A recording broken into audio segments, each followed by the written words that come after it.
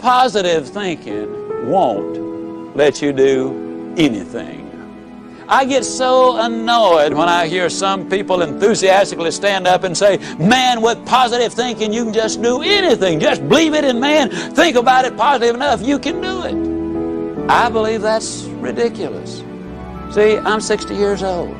I don't care how positive I got. I could not whip a boxing champion.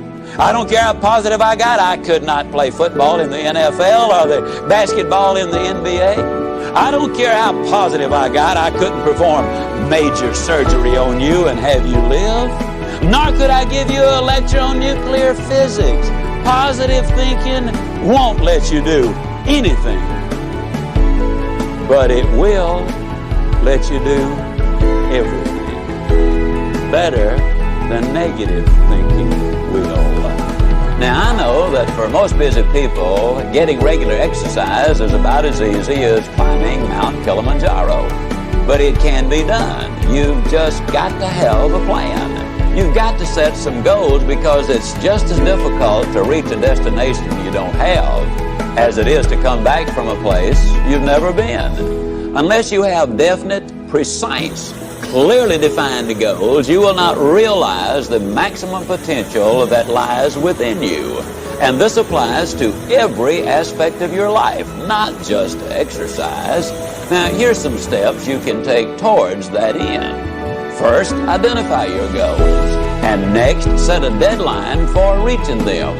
Make a list of obstacles you have to overcome to reach your goals. Identify the people who can help you overcome those obstacles, and make a list of skills you have and those you need to achieve your goals, and then develop a plan. Now, a word about goals themselves. There are 7 different kinds of goals. There are physical, financial, spiritual, career, family, mental, and social. And these 7 types of goals share several characteristics. First, to be effective, they must effect change. We must have some big goals, because thinking big creates the excitement necessary for accomplishment. Second, you must have some long-range goals so that short-range frustrations don't stop you in your tracks.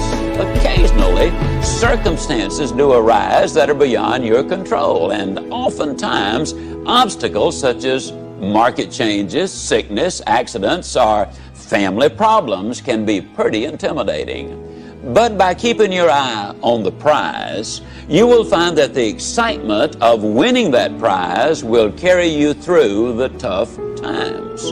Third, if you don't have daily objectives, you qualify as a dreamer and not as a doer. Dreamers are fine, provided they build foundations under their dreams by working daily towards them. Often, the difference between the great and the near great is the awareness that making it big means working every day towards our long-range objectives. And fourth, your goals must be specific, not vague or general. If you want a new home, for example, know every detail of that house. How many square feet, number of rooms and bathrooms, the shape of the living room, the type and kind of lot, its location. If it's a car you're dreaming about, picture the make, the model, the color, and every option you want it to have. You see, if you want to reach your goal, you must see it, be able to smell, to touch, and to taste it. Know how it looks and what it feels like in your own mind.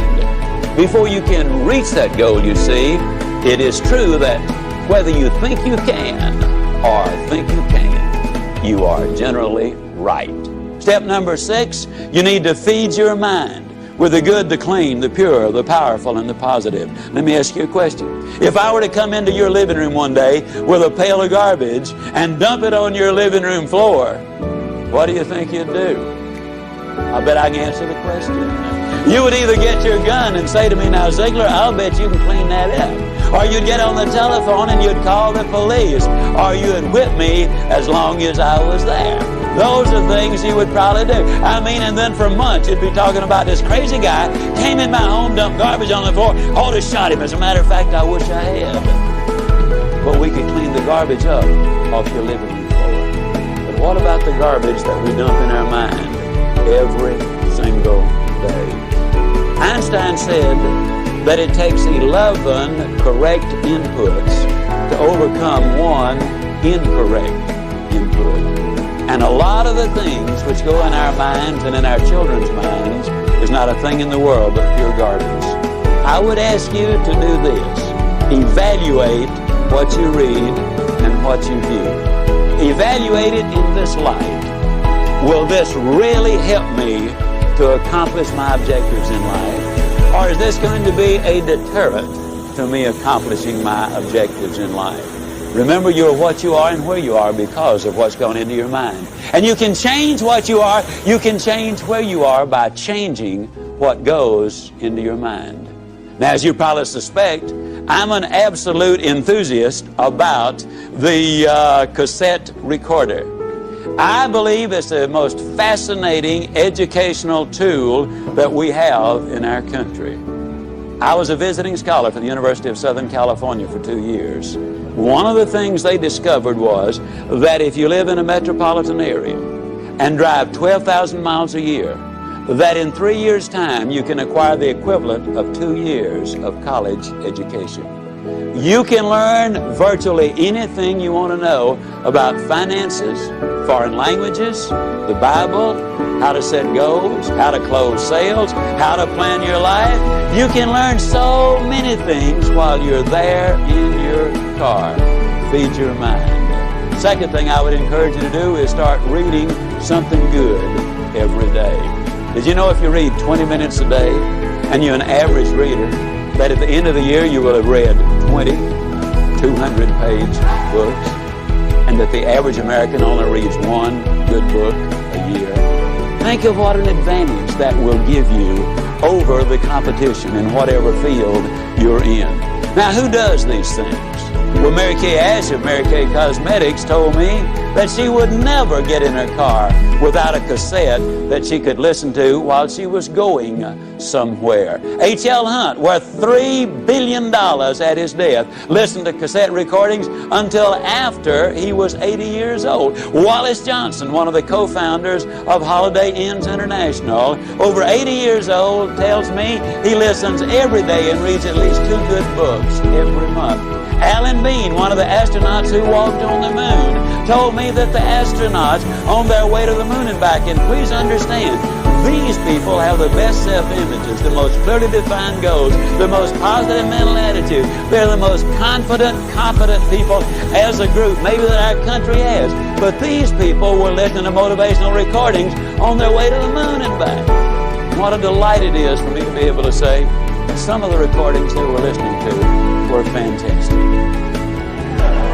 You need to feed your mind. Now, a lot of times people say, yeah, you know, when I'm down in the dumps just a little bit, I really enjoy listening because it gives me a lift.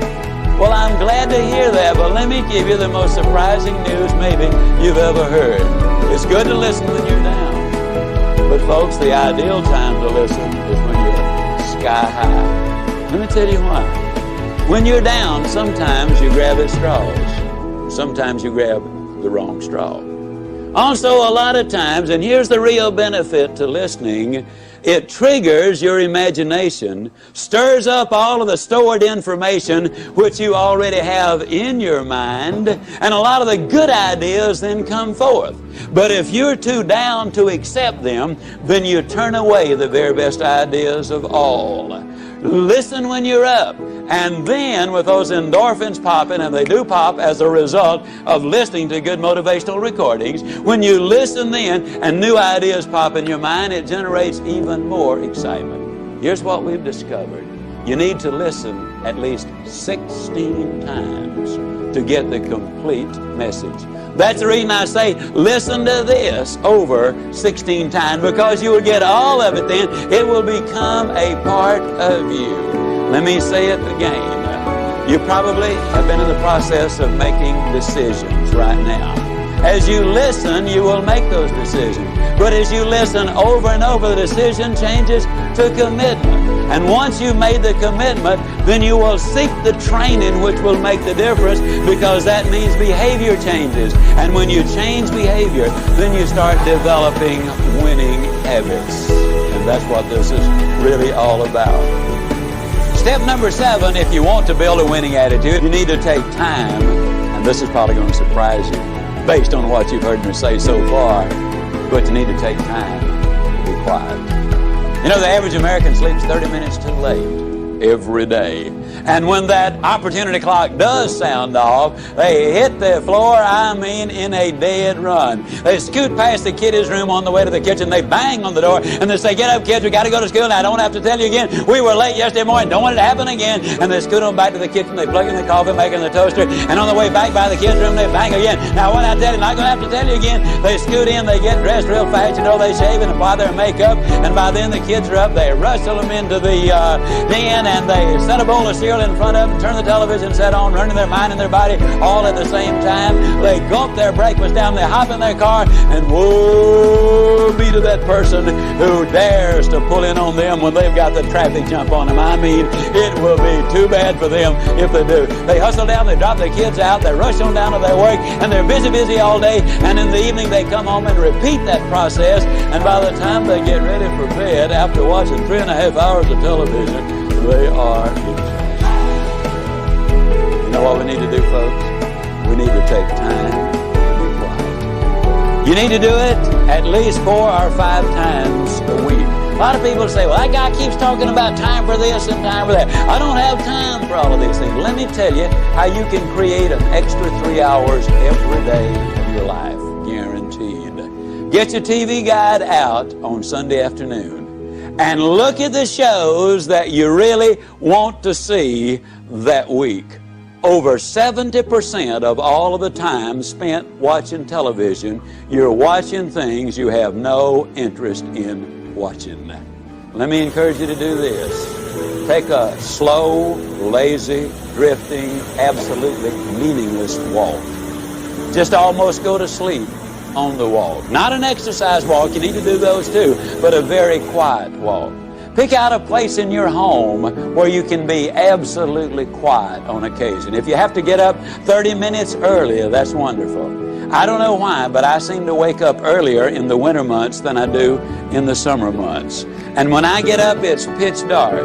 I have a nice little office. I go in there and I turn on the gas log and I sit there. And every time I do that, without exception, I have the most exciting day of my life. I simply run through my mind the things I'm going to be doing.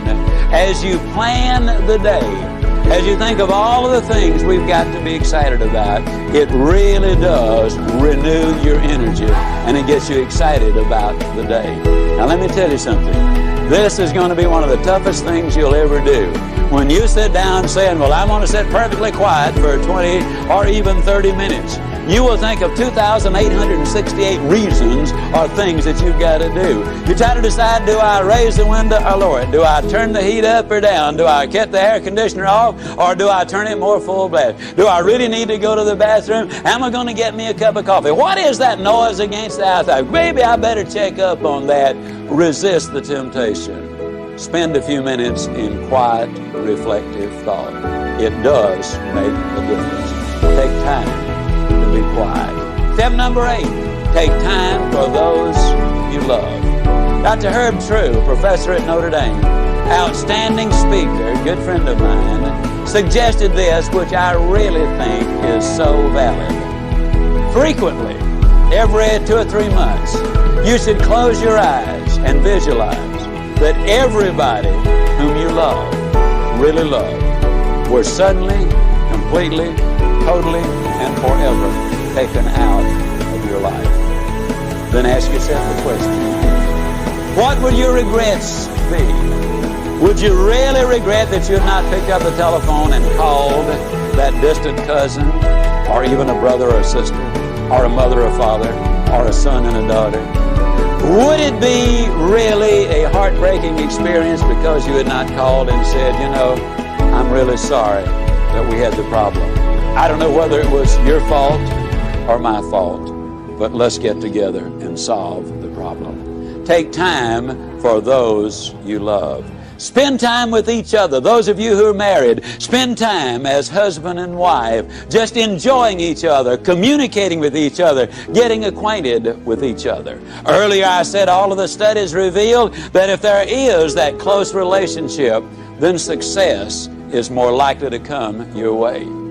Korn Ferry International, an executive search firm in New York City, in conjunction with the UCLA School of Management, did a study on 1,362 vice presidents, men and women who were aspiring to the president's chair. Their average income was $215,000. They had spent an average of 15 years working for their company, and the most lucrative of them, those who had the highest paying of all the jobs, had had 2 or fewer jobs in their lifetime. They were loyal to their company. 87% of them were still married to their one and only mate. 92% of them were raised by 2-parent families. But the story has even more. They said they considered integrity the most important characteristic in their success arsenal. 100% of them said hard work was absolutely necessary. 89% of them had 2, 3, 4, or more children. 71% of them also said that if they had more time, they'd spend it with their wives. 50% said with more time, they would spend it with their children. Incidentally, the average one worked a little over 50 hours each week. So they're not working those 80 and 90 hours a week that a lot of people might think they are. And they're living a balanced life. 89% of them also were either Catholic, Jewish, or Protestant, and their faith apparently had some meaning to them. U.S. News and World Report did a study of the millionaires in America. There are now 1 million of them. They said the typical millionaire has gotten that way because he's earned his money or her money over a period of 20 to 30 years. They do work about 50 hours a week. They're still married to their high school or college sweethearts. In other words, the family is intact. Incidentally, a couple of other little things you'll be intrigued about this. They discovered that less than 1%, and the implication was it was considerably less than 1% of all of the millionaires in America earned their money in music, radio, television, the movies, and all athletic endeavors combined. Considerably less than 1%. Intriguing, isn't it? Also, they discover there are far more salespeople who are millionaires than doctors. And me being a salesman, I kind of related to that one. I thought it was neat. Now, what does all of these studies really say? These studies say that if we can build that relationship with those we love. Now, your family might simply be mother and daughter. It might be father and son. It might be husband and wife. It might be brother and sister. But you know who you're close to. The better you get along with the ones you love, the more likely you are to be successful in whatever else it is.